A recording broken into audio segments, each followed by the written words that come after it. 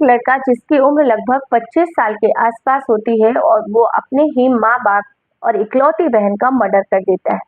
लेकिन सबसे बड़ी हैरानी की बात ये थी कि आखिर इस व्यक्ति ने हत्या क्यों की। और जब आप इस घटना को सुनेंगे और आपको हत्या की वजह का पता चलेगा तो शायद आप अपने कानों पर यकीन नहीं कर पाएंगे।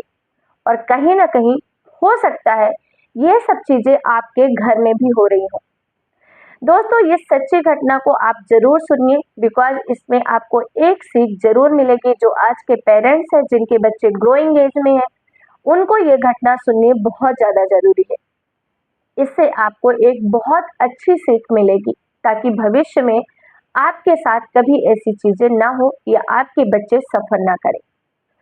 दोस्तों नमस्कार, मैं ज्योति सिंह आपके अपने चैनल क्राइम शूट में आप सभी का हार्दिक स्वागत करती हूँ। दोस्तों, ये जो आज की सच्ची घटना है ये हमारे देश की राजधानी दिल्ली की है और दिल्ली का जो दक्षिण जिला है वहां की है। इसके अंतर्गत एक थाना आता है नेपसराय, और इसी नेपसराय थाना के अंतर्गत एक गांव है जिसका नाम है देवली। वहां की ये सच्ची घटना है। दरअसल 1 दिसंबर 2024 को इस घर की जो इकलौती बेटी थी, जो कि यूपीएससी की तैयारी कर रही थी, पढ़ने में काफी होनहार थी, उसका बर्थडे था। सारी फैमिली इस बर्थडे को बहुत अच्छे से सेलिब्रेट करती है। लेकिन जैसे अमूमन घर में चीजें होती रहती है कि हमारे परिवार में अगर 2 बच्चे हैं, 3 बच्चे हैं, तो जरूरी नहीं है कि तीनों बच्चे एक जैसे हों। और यही कुछ इस घर में भी हुआ था। बेटी पढ़ने में बहुत होशियार थी, लेकिन जो बेटा था वो पढ़ने में कम इंटरेस्ट लेता था। उसको बॉक्सिंग, जिम, इन सब चीजों में ज्यादा इंटरेस्ट था।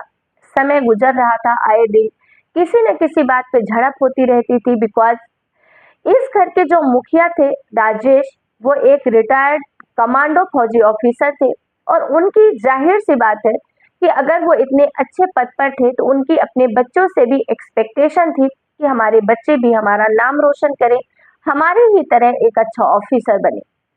जहां बेटी अपने पिता के कहे अनुसार उनके बताए रास्तों पर चल रही थी, यूपीएससी की तैयारी कर रही थी, मन लगा के पढ़ाई कर रही थी, वहीं जो बेटा था वो अपनी पिता की बातों पर ध्यान ही नहीं देता था।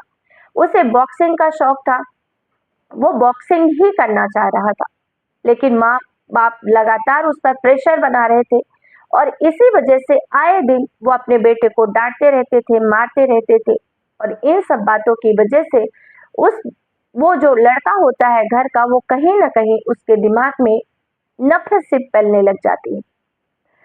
दरअसल 4 दिसंबर 2024 को इनके घर में कुछ ही दिनों बाद, जो 4 दिसंबर था, उस दिन जो मिस्टर राजेश होते हैं, इस घर के मालिक होते हैं, उनकी 27वीं एनिवर्सरी थी, मैरिज एनिवर्सरी थी। सारा परिवार धूमधाम से इसकी तैयारी में जुटा हुआ था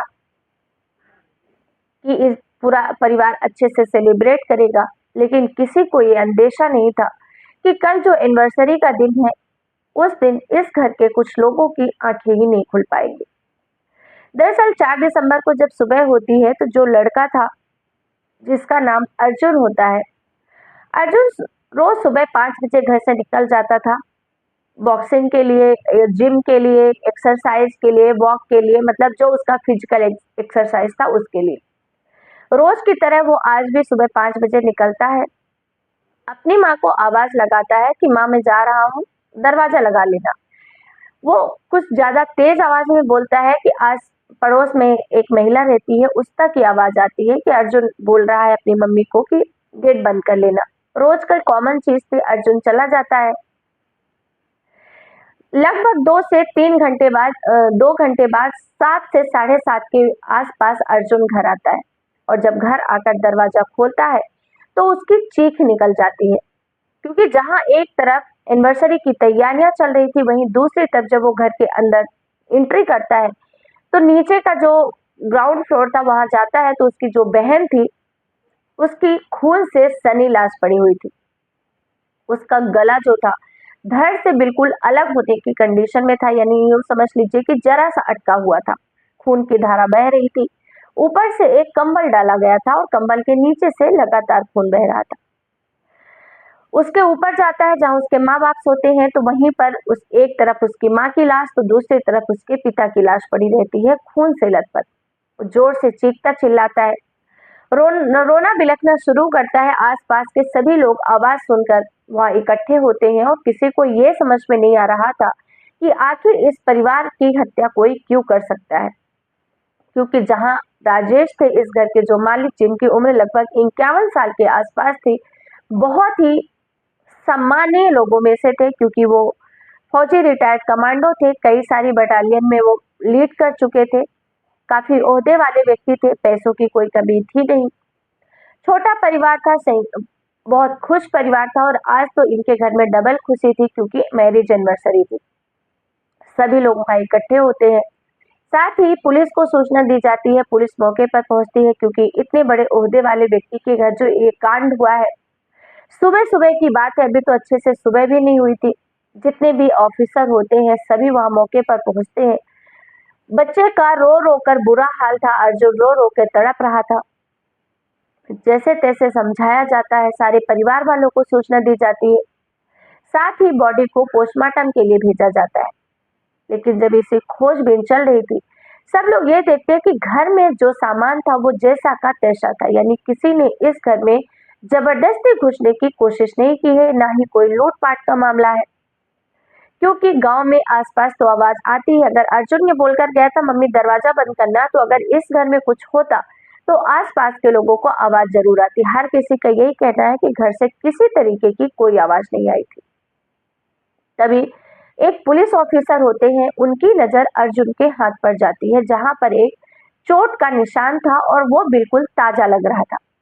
हालांकि वो माहौल ऐसा था, घर का इकलौते बेटे की रो रो कर बुरा हाल था, इसलिए पुलिस ये समझ नहीं पा रही थी कि आखिर उससे बात कैसे की जाए।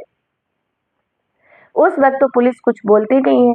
वक्त बीतता है, पुलिस सीसीटीवी कैमरा खंगालती है जो आसपास लगे थे और पता चलता है कि घर के बाहर 3 बुजुर्ग सुबह टहल रहे थे जो सामान्य स्थित रोज की तरह, और लेकिन घर के अंदर ना किसी की एंट्री होती है और ना ही किसी की एग्जिट होती है सिवाय अर्जुन के। अब पुलिस को कहीं ना कहीं ये शक दिमाग में आ ही जाता है कि इस घर का में जो भी हुआ है इसके पीछे अर्जुन का हाथ जरूर है।